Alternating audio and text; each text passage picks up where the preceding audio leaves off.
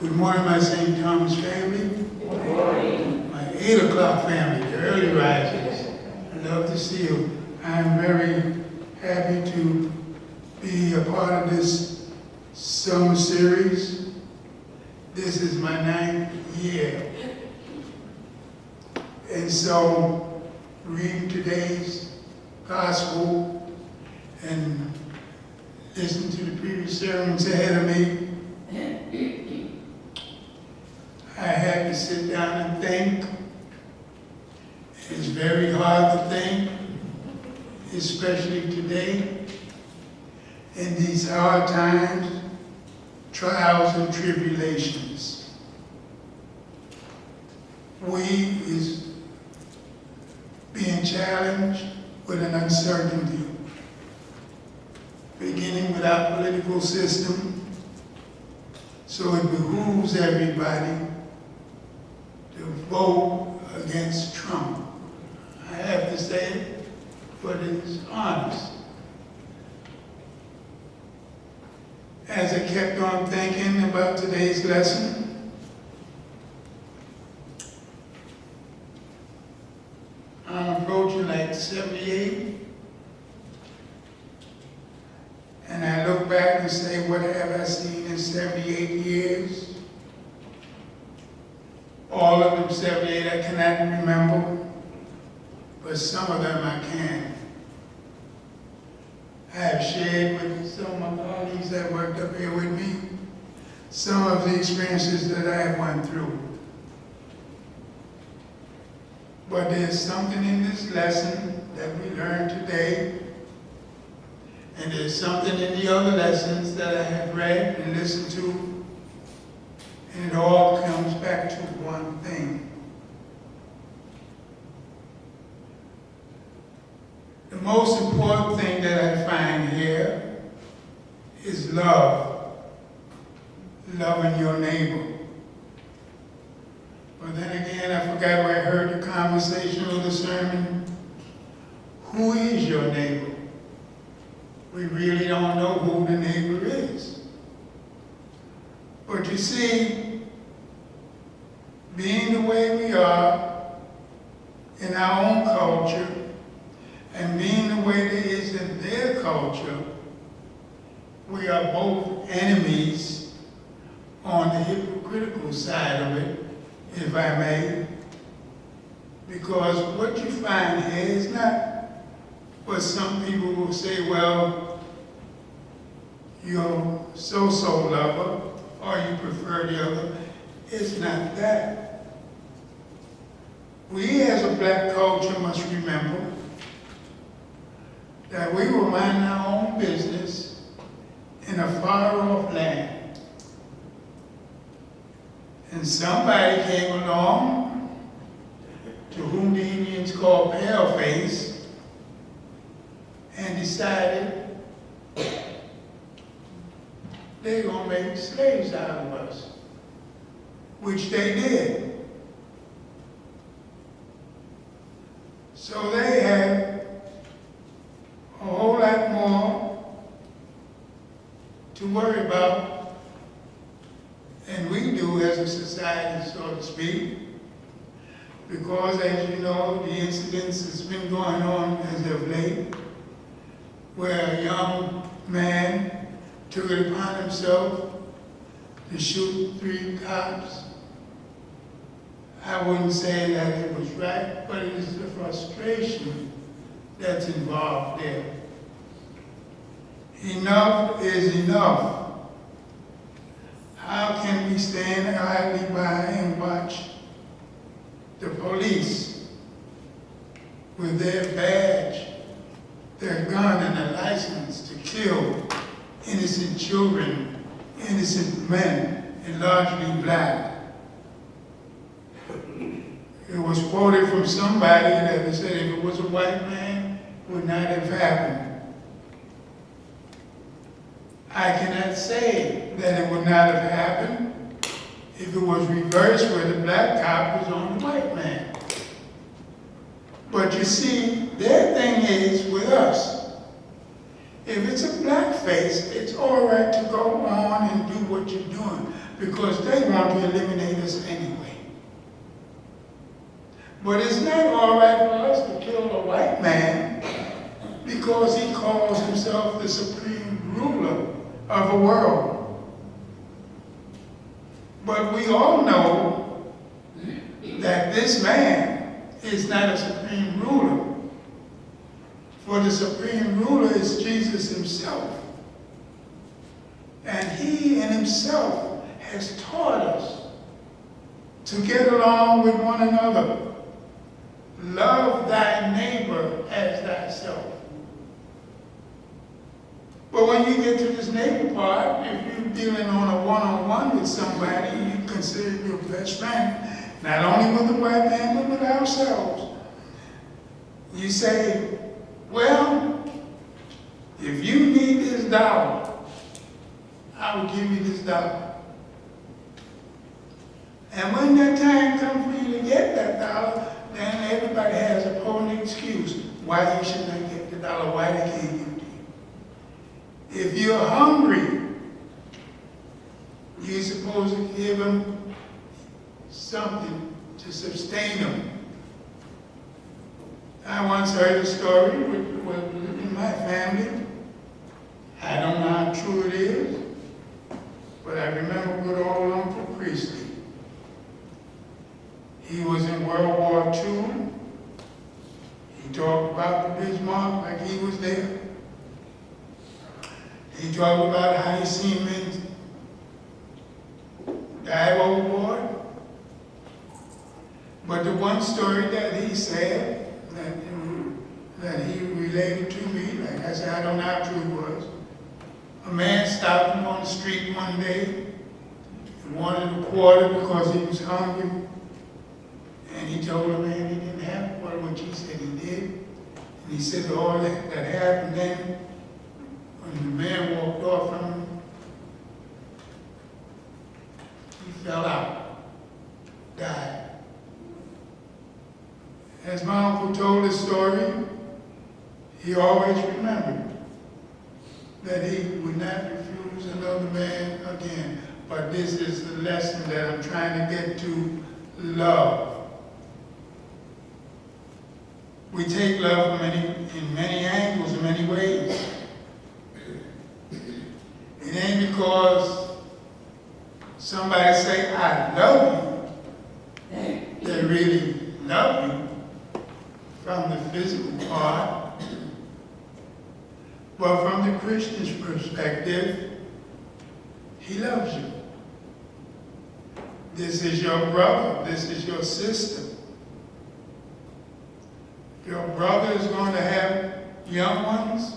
Your sister is going to have young ones. But we must bring all the family together and teach our young ones how to survive on the street.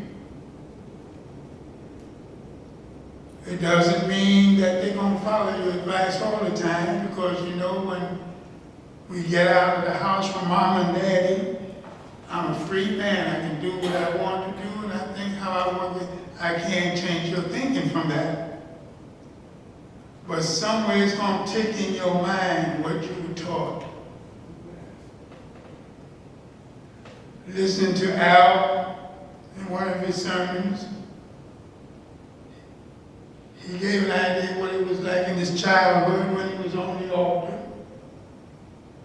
That was a peaceful, enjoyable part of his altar life.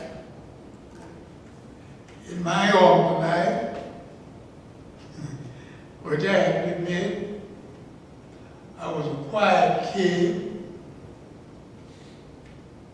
tried to do the things I was supposed to do, according to Mama, except for the one thing she told me, which I went on and did this. My mother had a saying when she was teaching me about how mankind was and how to protect yourself. The one thing she said to me one day, if you have to fight church. Well, now, you can call me a radical, because I took it for what it was worth, fisticuff. And this one Sunday, not too long after that, I had a young man headed out, right in church. He got home, I got suspended from the altar. And my mother explained to me, you don't have to use fists all the time, but I was trying to tell you, try to negotiate. In our society today, negotiations take place without the other folks being present.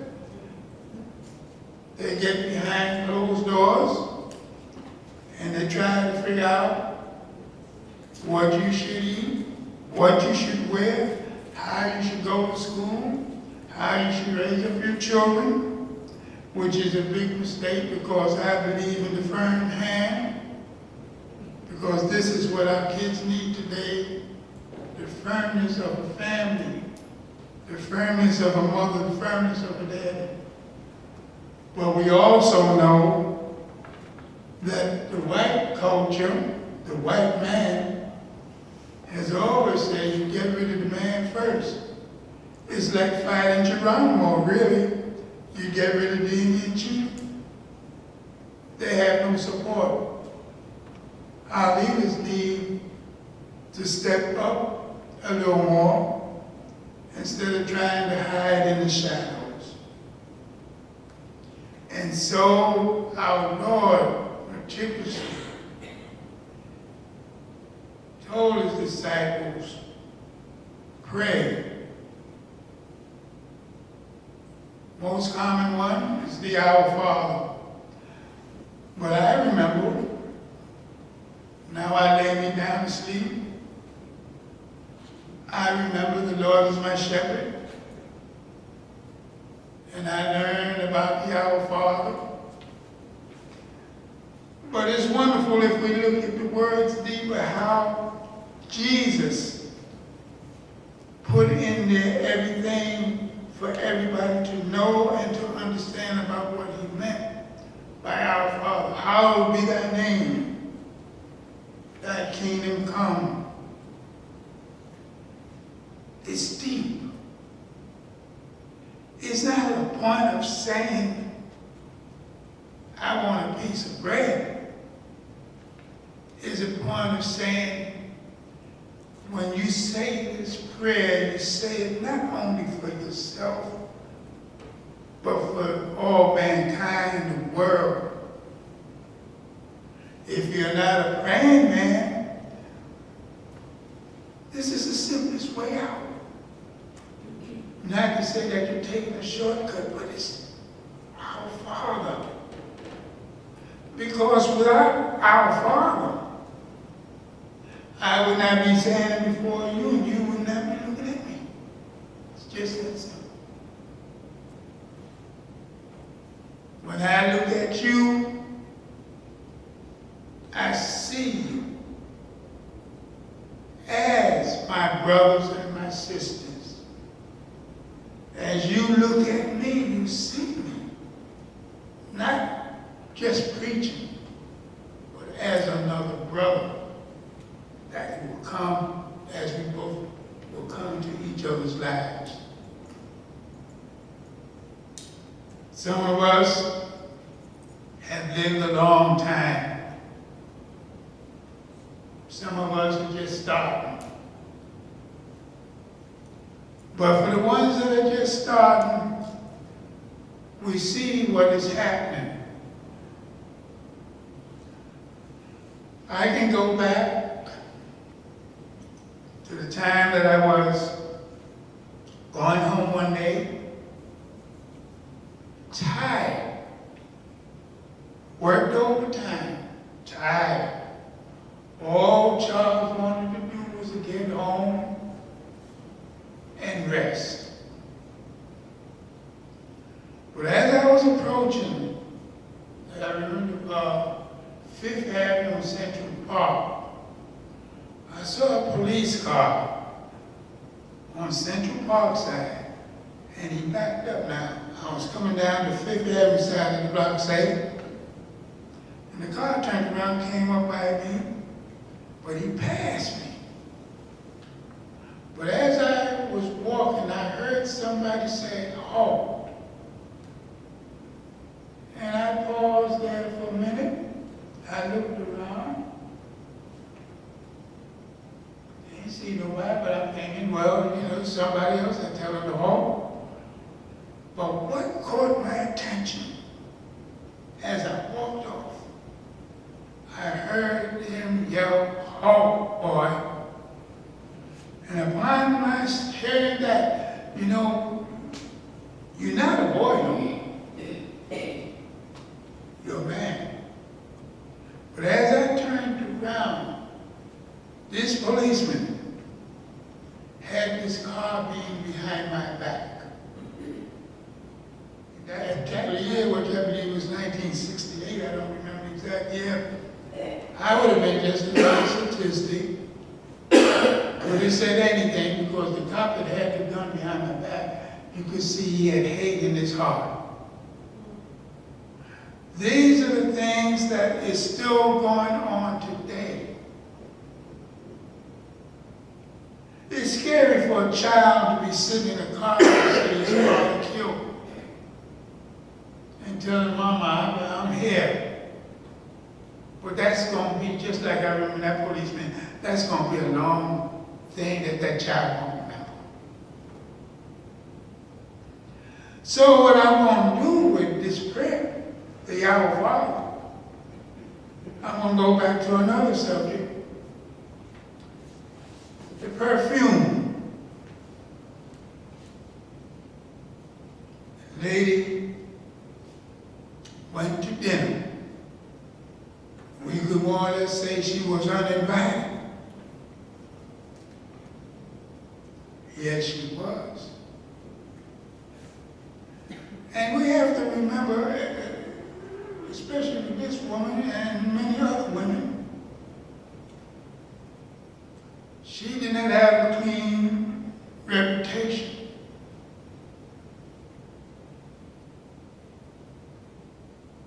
But yet, she clung to Jesus, weeping, washing his feet. And Simon, the Pharisee, I believe, they saw this. And they ridiculed Jesus. Because you see, she already had something against him. But Jesus reminded him and scolded him. And to make sure she did more for me than you did for me when I came in here. In other words, you just invited me, I came to be your guest. But you want me to kill this woman because she has a reputation. And you see, we as black folks, we have a history, and we are automatically get them out of the way.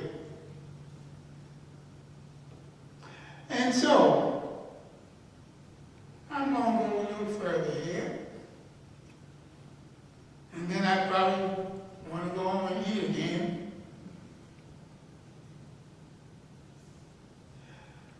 Love is the essence of this whole thing here. Prayer is the next thing that's involved in all these lessons that I have read. And regardless of how we put it or what we want to do with it or how we want to break it down, prayer is the subject that we need. Everybody today in this world needs prayer. We do not know how we're going to leave this world or why we're going to leave this world. Because the enemy is out there regardless of who it is. get back to that neighbor. It could be your neighbor that get hurt, or it could be you that get hurt. I'm not speaking against the police. I give them credit for what they do when they do it right. I'm not giving credit to the white man either, because he's trying to do what he wants to do, as long as he don't put a little clause in there. I give our black folks credit for dealing with all the hate, the shame, and the misfortunes that they have gone through their life, and they are still going through it. This is a hard task for anybody to handle. Somebody said black lives don't matter. Maybe to him it don't. It's not a racist thing. Maybe to him it's not. But when a man tells you that your life don't matter as a black man, then that white man needs to go back to school himself. Because I am quite sure if he went on the battlefield with a black man, his life gonna matter a whole lot. There was a movie, I don't remember the name of the movie, but Sidney Poitier and Alan Ladd played in this movie. 2 Marines got shot, but one was dependent on the other. But Alan Ladd didn't want to deal with Sidney Poitier because he was black. And as it turned out, he loved Sidney Poitier at the end. But where I don't want you to love me at the end, I want you to love me at the beginning. When I was born into this world, I didn't know black from white. And one of the other insults I got from a man, he had a dog, a terrier. The dog got to barking. And he said to me, he said, "You see, my dog don't black folks from white folks." But I told him, I said, "Well, that's kind of strange. Because dogs don't see nothing but black and white no way." And this is true. So, but if you teach something that this is black, but he might have said this is orange, he might not say it because he knows the dog is black. And the dog, this is how they are trained. And they grow up with this thing. I want to tell you the story about how a guy from Oklahoma told me that he was going to shoot me. This is the stigma that white folks put on us. And unless we stand up and fight for the right and to be treated like decent human beings, we will get nowhere. So the last straw I'm going to put on this. Prayer. Everybody pray. Pray in the morning, pray in the evening, pray wherever you're at. Because what I'm saying to you today, my brothers and sisters, have that little talk with Jesus, so we shall be set free. Amen. Amen.